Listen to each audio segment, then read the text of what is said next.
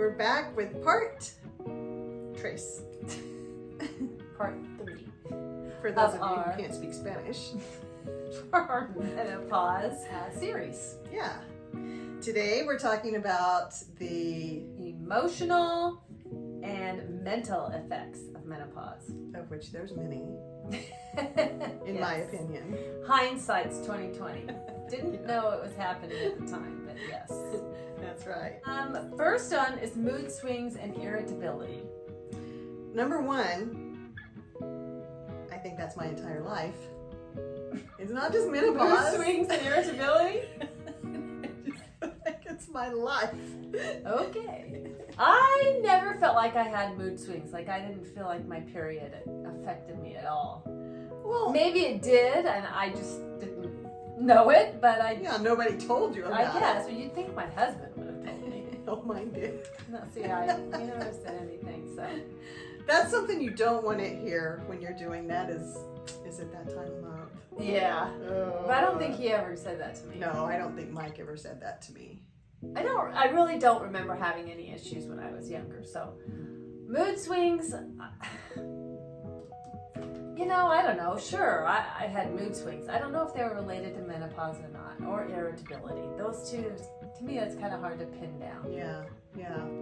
I don't know. I don't. The irritability, maybe I was on edge. That's what I would say. I think I was more on edge.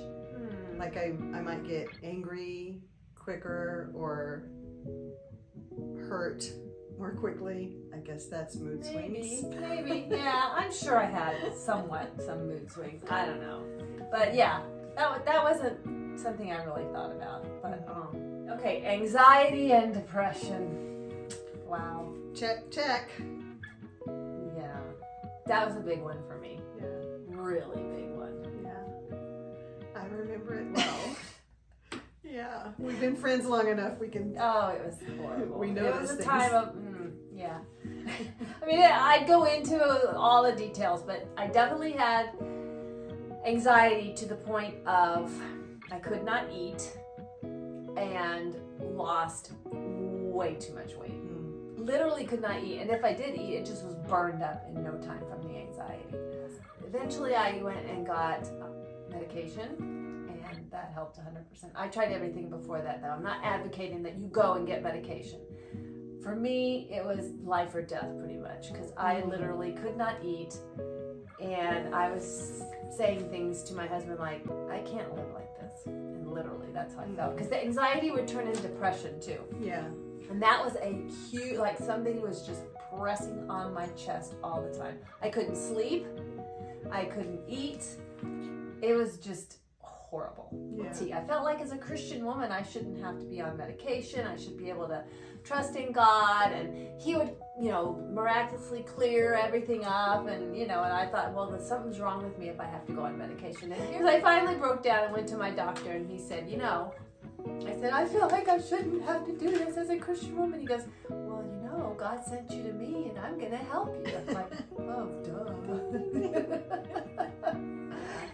So I switched from anxiety to depression, It's basically the same thing, just manifests differently.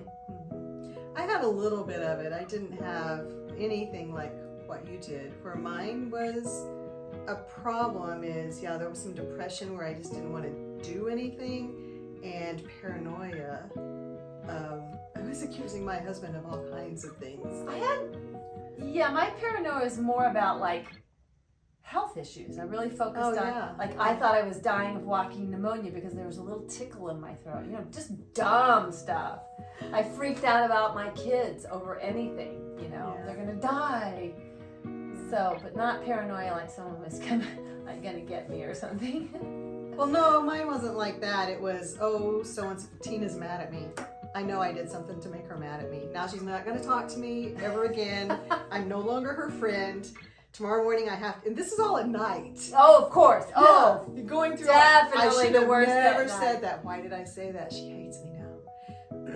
And with my husband, like, who are you talking to? Who is that message from? Let me see your phone. Just dumb things that there's And it no... makes you feel like you're going crazy. Yes, it does. I did. It Before I ever even said anything to anybody, and before I hit the rock bottom, which happened when my parents moved out here, and I was just, stressed about that because I was going to be taking care of them. But I thought, what is wrong with me? I'm going crazy. Why would I think these things? I never thought these things before.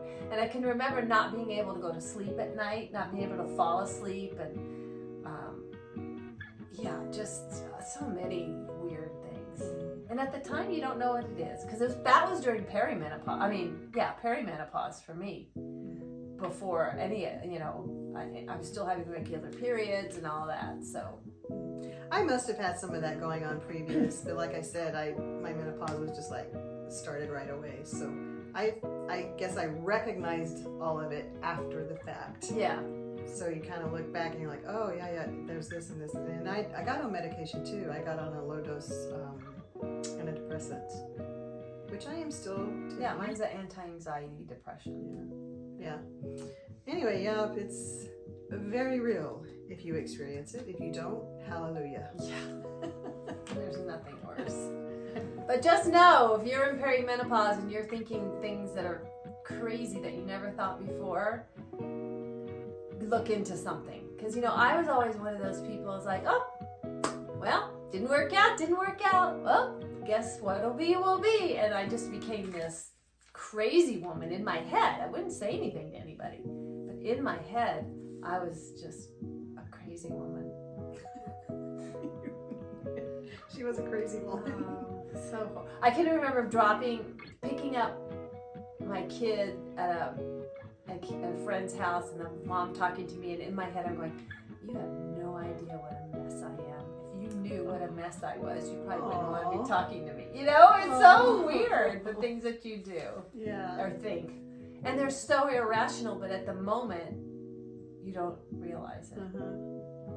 Yeah, that's exactly what they are, irrational. Irrational thoughts. If you know you're having irrational thoughts, go get help. Talk to somebody. If you just maybe some people just needed to talk. And I even tried that. I went to a counselor and she goes, I don't think you need to be here.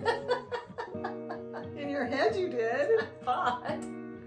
Oh. Yeah. So. Well, it's all straightened out now, but sometimes you need a medication. Sometimes a diet change will help it. Sometimes exercise will help it. Oh, all of it helps. Yeah, well, yeah. And getting out, I kept doing that. I had no choice, kind of. My youngest was probably he was like in 4th, 5th grade. So I had to take him places. I had to be places. Church. There was places you had to go and had to be, and my kids were still active and stuff. So I was forced to go. I remember being very needy with Steve. Like, don't leave me, I didn't even want to go to the grocery store. That's how bad it was. I know it was bad. It was bad. Good. We don't want to talk about it. You're so good now, though. Cognitive changes and memory concerns. I think definitely the stress maybe from menopause, and along with that, going through the depression, and not going through the depression, but going through my depression, that I think it all affects your memory. Plus there were some things outside of that in my life that was just very stressful at the time. And even now, though, I still feel like my memory is not exactly what it should be. Well, and that's partly age, which is menopause. What? It is. I just don't like it. I don't like it either. It just is. Sleep disturbances and insomnia. Well, I had that super bad, but that went along with the anxiety. And I still don't sleep great, but I have not ever slept through the night in I don't know how long. I will wake up and be able to go back to sleep, but I never just stay asleep all night. Does anyone? Do people do that? I did last night. Okay, see, I never do. I do on occasion wake up, but during all that time I started taking a Tylenol PM at night. And then magnesium later on. That definitely has helped. The magnesium has helped me be able to go back to sleep. Because a lot of times when I would wake up in the middle of the night, then I'd start thinking. That's when my anxiety would be its worst. Yeah. When I was going through the anxiety. If I had never had any trouble falling asleep. Well, I did, but once I fell asleep, but then I'd wake up and then the anxiety would hit. Mm-hmm. I think part of it too is I was teaching during all that time. I went back to full-time teaching, and that's a very stressful job. And that was part of it too.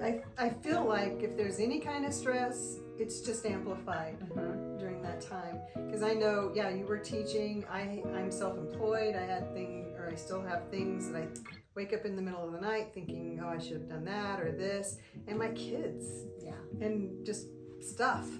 I wake up worried about anything. Yeah, and then the next day it's like, as soon as I wake up, I'm like, well, that was a dumb thing to be worried about. And now too, when I was teaching, I was like, oh, I gotta get to work. I gotta go to work in the morning. I gotta get back to sleep. Now when I wake up in the middle of the night and I can't get back to sleep, if it's long enough and it's 3 a.m, I just get up. Because I'm like, I can take a nap if I want. Yeah. You know? Yeah. But and I think another one of those things that keep people up, not necessarily me, but the hot flashes. they can wake you up, yeah. Yeah. All right, last thing was coping strategies and self-care for emotional well-being. All right, coping strategies. Talking to yourself. I did a lot of that. If I ever have any anxiety that I know is crazy, I'll just pray and talk to myself. Look, that's not right. Give it to God, blah, blah, blah. Yeah. Yeah, and that'll help. Yeah, That's the one of prayer my and coping. meditation is a big thing. And I've even at times had things that every day I have it written, that I say to myself, self-talk. What are they called? Mantras or whatever? Your personal mantras? Yeah. Yeah, pretty much that. Yeah. And that's something else that helped, well, exercise, but my yoga. I mean, not world yoga, because I know there's a lot of controversy as far as Christianity and yoga. Yeah. And I don't like to go to yoga where they have that stuff. Yeah, where it's dedicated to like Buddha or whatever, Hare Krishna or whatever. Right. A lot of them are like that. Exactly. So I have my own, and I play worship music, and mine is stretching instead of yoga. I don't really. well, that too. Yeah, that's part. Just I like kind to of stretch. combine both of those. I don't like all those yoga positions. I do, but I can't hardly do them. I can't do many of them anymore with my knees. So. But yeah, definitely. And exercise is total coping strategy. It is so important. Even if you just get out and walk. Oh, walking is a big. Yeah, and you don't have to do hard cardio to, be healthy or whatever. So I've been trying to get my 10,000 steps in since July or August, I can't remember. And I've been doing pretty good. Yes, I end up walking around my house sometimes, but because it's 110 out there, but I got out this morning in the 70s and walked around at the park and played on the zip line. I went on the zip line and the slide. You did? On my way out. Yeah. That's funny. That's having fun is a big stress and coping mechanism. Whatever makes you feel good. Your self-care. Yeah. Okay, it's different for everyone. Mm-hmm. Yeah, some people take a bath. I like to do that. Yeah. All right. So there's our story. We could have gone way into the emotional one. I could have gone into a 45-minute story for you, but we cut it short. Do you know that I just wanted to mention, we're not the only ones of our friends who experienced these kinds of things. And I hear from women all the time. Yeah, and even in our church life group, we had several women that had the same issues, and it's just, again, can't stress enough to be there for each other. Yeah, well, yeah, people need to talk, and it's nice to know that other people are experiencing the same thing or similar to what you've experienced. You're not alone. It's getting better. People are talking more and more about it, and there's if your doctor doesn't want to test your hormones, you can always go to one of those apothecaries. They will do it for you. All right, that's it. Right? Yeah. Okay. So we'll be back again. Bye. Bye.